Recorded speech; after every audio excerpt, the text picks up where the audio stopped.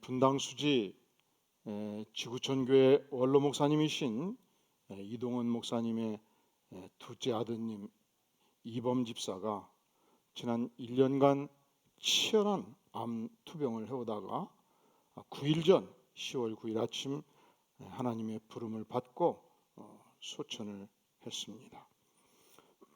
그분은 LA에서 지역교회를 열심히 섬기고 있었고 유능한 변호사로 활동을 해왔습니다. 이동훈 목사님은 제가 1989년도 남서울교회 부임한 이후로 이렇게 저렇게 만나 뵙고 자주 교제를 해왔던 분인데 참으로 안타깝고 고통스러운 소식을 접하게 된 것입니다. 장례 예배가 한국 시간으로 어제 새벽에 눈물과 고통 속에서 하나님의 은혜와 위로 속에서 진행이 되었습니다. 아들을 하늘로 떠나보내고 3일째 되던 날 이동원 목사님은 아들이 걸었던 그 산책길을 걸으면서 이런 글을 남겼습니다.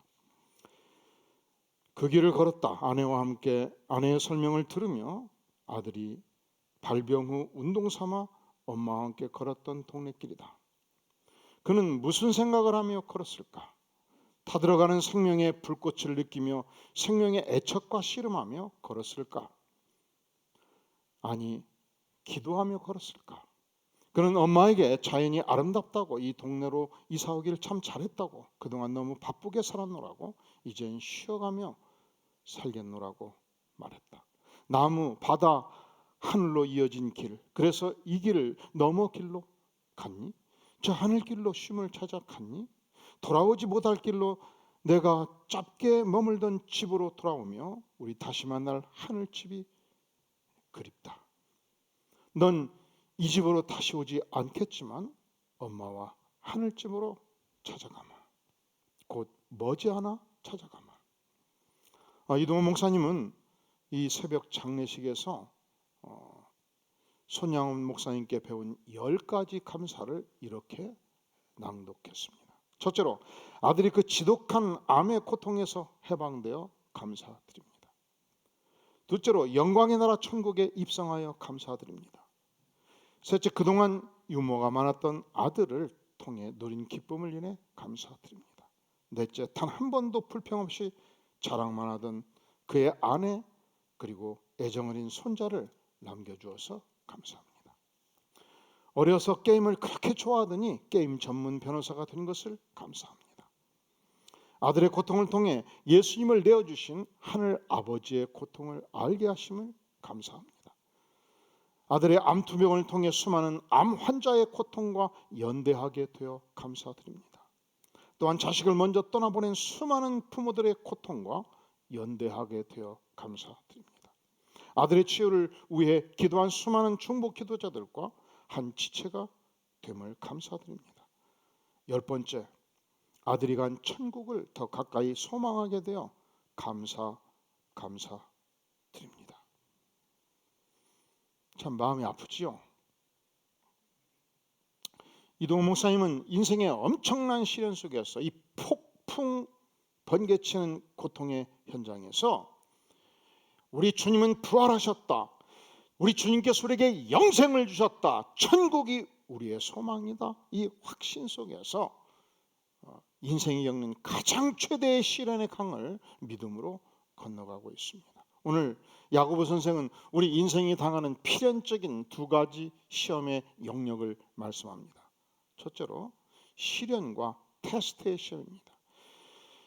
여기서 말하는 시험, 페이라스모스라는 단어는 테스트하다, 검사하다는 뜻이 있습니다. 또한 이 시련은 마치 정금을 만들어낼 때 용광로 속에서 2000도, 3000도의 이 온도 속에서 사금을 녹여내고 불순물들이 떠오를 때마다 제거하고 제거해서 100% 순금을 만들어내듯이 우리 하나님께서는 우리 인생길에 이 테스트를 통과할 때의 정금 같은 신앙의 영광을 보여주십니다. 아브라함이 이 시련을 통과하였습니다. 욥이 이 시련의 강을 통과하였습니다. 유명한 요셉이 이 시련의 강을 통과하였습니다. 이 시련의 강을 통과할 때 주께서 우리에게 약속하시기를 오늘 말씀 12절에서 하반절 주께서 자기를 사랑하는 자들에게 약속하신 생명의 면류관을 얻을 것이기 때문이라 말씀합니다. 첫 번째, 시련으로서의 시험, 테스트로의 시험이 있고요. 두 번째, 유혹으로서의 시험이 있습니다. 13절에 보면 사람이 시험을 받을 때 여기서 말하는 시험은 유혹으로서의 시험입니다. 그래서 다시 우리가 본문을 읽으면 사람이 유혹을 받을 때 내가 하나님께 유혹을 받는다 하지 말지니, 여러분, 하나님은 우리를 사랑하십니다. 하나님은 우리를 멸망의 길로 인도하시지 않습니다. 하나님은 우리를 그렇기 때문에 결코 유혹하지 아니하십니다. 우리 예수님께서 40일 동안 굶주리시며 금식기도 하시며 이 하나님과 동행하는 삶을 사시다가 드디어 지상으로 오셨습니다. 드디어 이 배고픔을 엄청 느낄 그때에 금식기도를 마쳤을 때에 시험하는 자, 유혹하는 자, 마귀가 사단이 예수님께 다가왔습니다. 배고픈 예수님을 향해서 이 돌들을 명하여 떡덩이가 되게 하라. 우리 예수님께서 어떻게 답변하셨습니까? 물론 예수님은 하나님이십니다. 하나님의 권세가 있습니다. 창조주의 권세로 돌들을 명해서 떡을 만들 수 있었고 잡수실 수 있었습니다. 그러나 그것은 마귀의 유혹이었습니다. 주께서 신명기 8장 3절 말씀을 인용하십니다. 기록되었을 때 사람이 떡으로만 살 것이 아니요 하나님의 입으로부터 나오는 모든 말씀으로 살 것이니라. 그렇게 말씀하심으로 사단의 유혹을 이겼습니다. 자, 이 유혹의 시험은 하나님이 주시지 않습니다. 사단이 줍니다. 우리가 이제 내일부터 진행하는 토마스 아켄피스의 이 그리스도를 본받아 이 책을 저술한 토마스 아켄피스는 우리가 죄가 인간 안에서 잉태되는 과정을 단계별로 설명합니다. 이걸 좀 더 확대해서 제가 설명해 보겠습니다. 첫 번째 단계, 보고 듣는 단계. 여러분, 낚시꾼이 낚싯줄에 지렁이를 매서 물속 깊이 넣으면요, 우리는 지렁이가 징그럽지요. 물고기는 지렁이가 너무 먹고 싶은 거예요. 그래서 낚싯줄이 쫙 지렁이를 안고 내려가 있으면요, 물고기가 물속에서 먹을 걸 많이 보다가 냄새를 맡고 방향을 전환해서 지렁이에 집중해요. 보았노라. 이것이 유혹의 1단계입니다. 보았노라. 여러분, 우리가 무엇을 보고 듣느냐가 굉장히 중요합니다. 만약에 어린 시절부터 일찍부터 청소년기부터 폭력적 음악을 들을 때, 음란한 음악을 들을 때, 때려 부수는 음악을 들을 때 놀랍게도 그렇게 착실하고 얌전하던 내 아들이 폭력적으로 바꿔져 갑니다. 일찍이 이 허무한 노래에 노출될 때, 인생이 무가치한 노래에 너무 심취하고 노출될 때 놀랍게도 그 사상이 들어가 버립니다. 저는 과거에 차중나게 낙엽 따라 가버린 사랑 노래를 알았는데 아무리 기억하려고 해도 노래가 기억이 잘 안 나요. 찬바람이 어쩌고 저쩌고 하는 노래거든요. 그런데 이렇게 스산한 바람이 불어올 때 이 노래를 부르면 그렇게 가슴이 차가워져요. 슬퍼져요. 외로워져요. 그리고 이 노래에 빠져서 차중락이 낙엽과 함께 인생을 가버린 겁니다. 여러분, 허무주의 노래를 부르던 많은 가수들이 일찍 인생을 마쳤어요. 무엇을 보고 무엇을 듣느냐가 이만큼 중요해요. 1단계, 보고 듣는 단계. 2단계, 그런데 보고 멈추면요,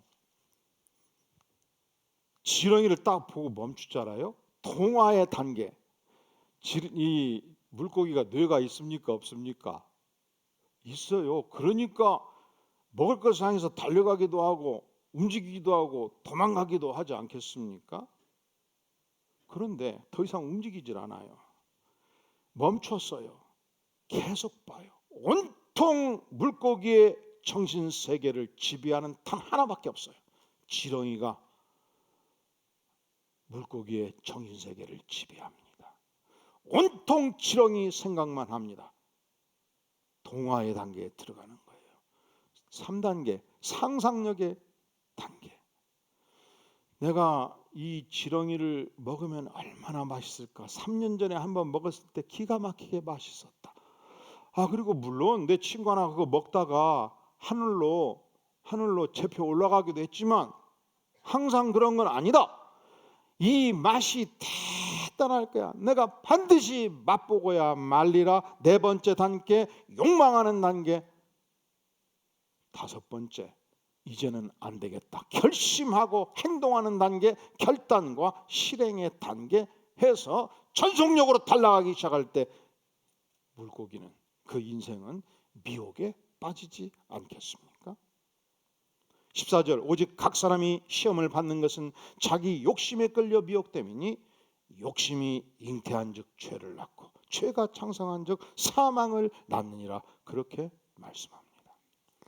얼마 전 제가 한 지인과 대화를 하는데 아버지에 대해서 얘기를 하더라고요. 아버지. 그분의 아버지는 고등학교 선생님이셨는데 정말 참된 교육을 하기를 평생 소망하며 살았다는 거예요. 근데 진짜 교육을 잘하려면 한 청소년 다 평등하게 대해줘야 되는데 촌지를 받으면 편견이 생기더라는 거예요. 그래서 초장부터 안 받기로 작정하고 딱 반을 맡으면 학부형 서신을 딱 내는데 일체 촌지를 받지 않습니다. 난 당신의 자녀를 최선을 다해서 잘 도와야 되기 때문에 그런다는 것을 이해해 주십시오. 그런데 주변의 선생님들이 그걸 다 받아가지고 아주 유명한 사립고등학교 선생님이셨는데 이사장님께 드리고 교장께 드려서 승진하고 그러는데 한 사람만 그 일을 하지 않으니까 문제가 생긴 거예요. 그래서 결국 사임을 하게 되었는데 유일하게 아버지만 사립학교를 사임하면 되게 그것으로 끝나고 학원 선생님으로 많이 가시는데 공립학교의 교사로 채용이 돼가지고 은퇴까지 하게 되었노라. 그래서 자기는 아버지를 참으로 존경한다 말하는 것을 들었습니다. 여러분, 초장에 정리해버리면 쉬워요. 우리가 인생을 살면서 세상은 얼마나 많은 물질의 유혹들, 다양한 유혹들이 많습니까? 어떻게 우리가 이 유혹 많은 세상에서 승리하는 인생을 살 수 있겠습니까? 첫 번째 비결, 그것은 처음 시작 단계에서 막아버리는 거예요. 원래 실개천에서 물을 막는 것은 삽질 3번 하면 물을 막아요. 치사량이 높은 이 오염물질을 막을 때 초장에 막으면 쉬워요. 이 물이 큰 강물로 흘러 들어가면 거대한 댐을 지어도 막을 수가 없는 것입니다. 그래서 우리가 인생을 살아갈 때 지혜는 여기저기서 유혹이 있을 때 초장에 때려 막자. 2번째, 우리가 어떻게 이 유혹 많은 세상에서 하나님의 은혜를 덧입고 승리하는 인생을 살 것인가? 우리는 우리 인생을 지으신 하나님이 어떤 분인가를 분명하게 알 필요가 있는 것입니다. 이 땅의 모든 아버지들은, 자식을 둔 아버지들은 내 아들이, 내 딸이 하나님이 주신 은사와 재능을 발휘해서 힘있게 인생을 성공적으로 살기를 원합니다. 그렇죠? 만약에 내 아들이 작은 사업을 시작하면 어떻게든지 정성을 다해서 그 사업체가 뿌리를 내리고 자라가기를 바라죠. 망하기를 바라는 부모님이 어디 있겠습니까? 그래서 사업을 하는데 사람이 부족하다 그러면 그냥 몸져 달려가서 몸으로 때우고 자금이 부족하다고 그러면 아버지를 의지 않을 수만 있다면 지원해 주고 싶고, 근데 초장에 지원하다가 나중에 너무 의존하면 자리 벌 수가 없기 때문에 그거 하나 때문에 참고 있는 거 아닙니까? 아들이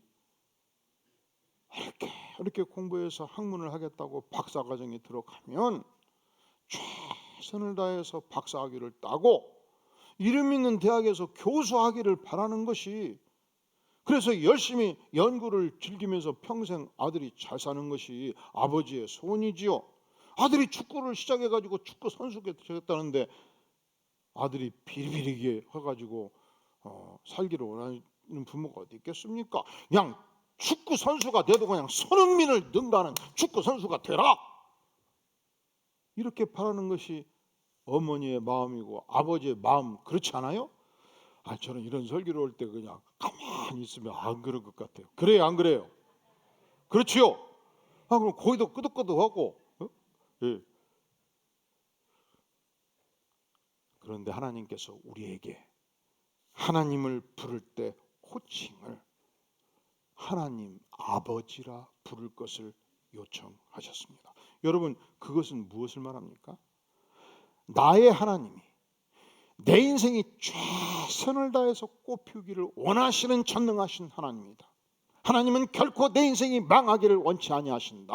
전능자 하나님이 눈동자같이 나를 지키신 하나님이다. 이 하나님을 우리가 확신할 때 세상에서 무너지지 않고 쓰러지지 않고 세상에서 유혹에 빠지지 않는 것입니다.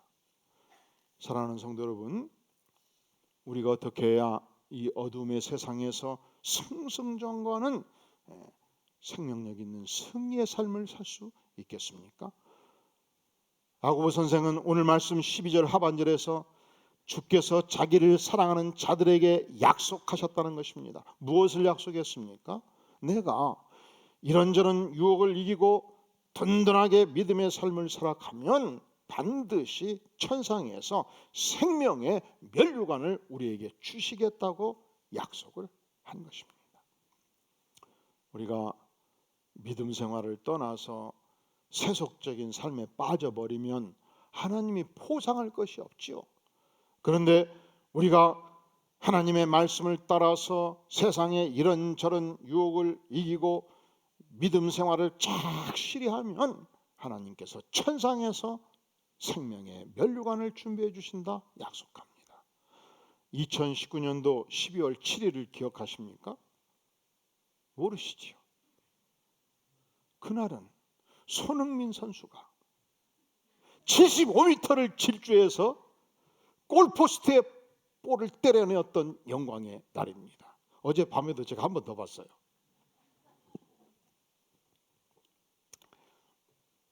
이제 자기 진영 풀백이 있는 진영에서 우연치 않게 볼을 딱 잡은 거예요. 그러면 공격수는 무조건 전진하는 게 공격수 아닙니까? 그리고 팀워크를 이루어서 승리하기 위해서는 전방을 달리는 자기 선수한테 빨리 던져주는 게 수거든. 그래서 패스를 하려고 딱 폼을 잡았는데 보니까 각도가 안 맞았어요. 보니까 잘못 던지면 상대편 선수에 넘어갈 가능성이 많아요. 그래서 본인이 툭 앞으로 치고 전속력으로 달려가고 있는데 왼편에서 상대편 선수가 그 볼을 딱 잡기 위해서 오니까 0.0001초 빠르게 볼을 오른편으로 딱 때린 거예요. 그리고서 그 볼을 향해서 다시 죽으라고 달려가는데 다시 오른편에서 상대편 선수가 그 볼을 잡기 위해서 딱 들어온 거예요. 제가 멈춤으로 해가지고 자세히 봤어요. 그것도 0.0001초 빠른 속도로 친 거야.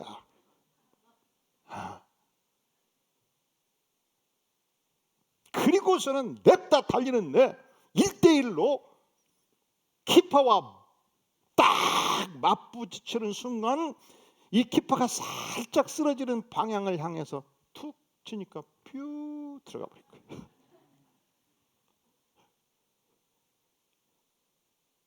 예배 끝나고 또 한번 보세요.